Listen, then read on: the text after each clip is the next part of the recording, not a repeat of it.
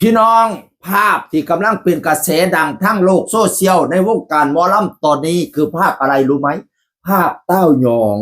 ขับรถที่หลังคาเปิดเขาเอิ้นมาอย่างหลังคาเปิดปะทุนตีไปเจียวพูดทับเบิกพี่น้องทายหกผู้เดียว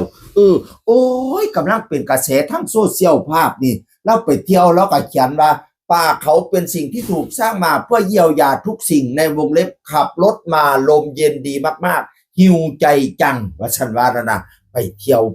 พวกเขาจะเขาไรบุ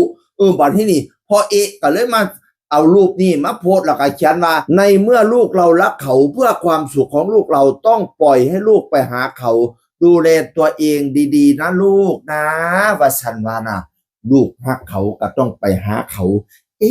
หมายความว่าจังใดวะหมายความว่าจังใดวะและเขาลูกนี้คือลูกอะไรรู้ไหมคือภูทับเบิกไปเที่ยวภูทับเบิกเห็นไทยวิวมางามว้าเนาะทั้งภูทั้งผาอุ้ยมันสวยคักแท้มันบรรยากาศดีคักแท้ธรรมชาติดีมากขออนุญาตพักผ่อนครับวสันเต้าหยองภูทับเบิกไปภูทับเบิกไปภูทับเบิกพ่อตั้งแต่ลูกอันเล่าขี่รถอีหยังดันเปิดประทุนรถเท่ๆรถหรูแล้วอันแหมถ่ายรูปอยู่ผู้เดียวบัดนี้หลังจากนั้นผู้นั้นเก่ารูปเจ้าของไปใช้ผู้นี้เก่ารูปเจ้าของไปใช้เป็นกระแสทางโซเชียลรูปเนี่ยอุ้ยมีฮอดรูปคุณหมอกลวินกับไปพูดทับเบิกกับเต้าหยองบิวจิตชริยาหัวหยุ่งหัวหยองกับไปน้ำเขาสูใช่สินโอ้ยตกลงจะไปน้ำเขาบ่ได้บิวจิตพี่น้องเอ๋ยพูดจัดการอ่อนพ่อนกสินจากสั้นเรากับไปน้ำเพิ่นโอ้เป็นชุดแมซี่ศาสนาคิดผู้ได้เพิ่นน่ะเด็กธนกิจกับวัดเต้าหยองบ่ได้ไปกับผู้ใดดอกไปกับผมนี่ล่ะไปกับผมนี่ล่ะพนาวานั่นน่ะบอยสิได้ใส่กับมาเขียนว่าบ่เสียดอกว่าเต้าหยองไปทับเบิกผู้เดียวต้องมีอีหยังจักอย่างสงสัยบ่เสียว่าน่ะบ่อยบ่เสียว่าเต้าหยองไปทับเบิกผู้เดียวต้องมีอีหยังสงสัยบางรูปก็เหมือนกับว่ามีคนถ่ายให้นี่แหละเนาะไปคนเดียวจริงหรือเปล่าวันนี้บอยสิได้ใส่ก็มาเขียนอีกว่าฮู้แล้วว่าเต้าหยองไปทับเบิกกับไผ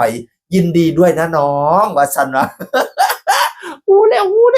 วงในเขาเจ้ากระซิบมาเดี๋ยวว่าเต้าหยองไปทับเบิกกับผู้ใดบอยสิริชัยกำลังสิมาเปิดเผยพี่น้องเอ๋ยเต็ม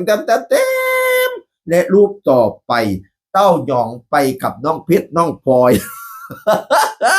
โอ้ยน้องเอ๋ยตกลงสิได้คำตอบอันแท้จริงบ่นี่ว่าเต้าหยองไปกับผู้ใดพี่น้องเต้าหยองกลับมาโพสต์อีกว่าคุณพ่อโทรหาถึงอยู่ไกลพ่อก็ยังห่วงว่าอยู่คนเดียวจริงไหมคนเดียว 100% ครับว่าซั่นไปคนเดียว 100% ปานนั้นคนก็บ่เสียแล้วก็เลยมาอัดคลิปเว้าว่ามีแผนมาสิมาเที่ยวโดนแล้วพอดีพ่อเพิ่นก็มีงานของพ่อแม่ก็ต้องดูแลน้องๆก็เลยได้มาผู้เดียวอีหลีบ่ได้มากับผู้ใดผู้เดียวอีหลีบรรดาคนเที่ยวรูปไปใส่ทั้งหลายแลนั่นโอ้ยบ่เฮ้ยจะแม่นอยากไปน้ำเขาความจริงข้อยก็อยากเฮ็ดอยู่ดอกแต่ข้อยเฮ็ดบ่เป็น ก็อยากรูปไปเฮียงกับเต้าหยองอยู่ขี่รถหรูรถเท่กับเราเนาะโอ้ยคงจะสวีทบานเบลว่าเต้าหยองเป็นพระเอกหมอลำที่กำลังมาแรงในตอนนี้พี่น้องเอ๋ยเป็นคนปลุกกระแสแดนเซอร์หมอลำให้ขึ้นมายืนในระดับแนวหน้าแต่ก่อนเนี่ยโอ้ยแดนเซอร์หมอลำเขาเจ้าก็ว่าอุ้ยซุ่มเต้นกินล่ำกินซุ่มโลกขาดซุ่มบ่มีระดับตั้งแต่พัดเต้าหยองนี่ปลุกกระแสแดนเซอร์ออกมาพี่น้องเอ๋ยโอ้ยแดนเซอร์ทั้งหลายแหละทุกคนล้วนได้แสงเบิดเด้แต่ก่อนนี่คันบ่ได้ใส่สูทเพชรเขาบ่แนมเด้แดนเซอร์ธรรมดาน่ะนะพี่น้องเอ๋ยต้องได้ใส่สูทเพชรนำจังขึ้นอัปเกรดเจ้าของบัดนี้แดนเซอร์ธรรมดาก็ได้รับแสงทุกคนเริ่มสนใจแดนเซอร์หล่อๆหลายคนได้มีอยู่มีกินก็เนื่องจาก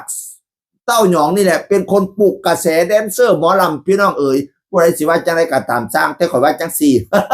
เสียงคือคนเก่าเว้าสู่ฟังสวัสดีครับ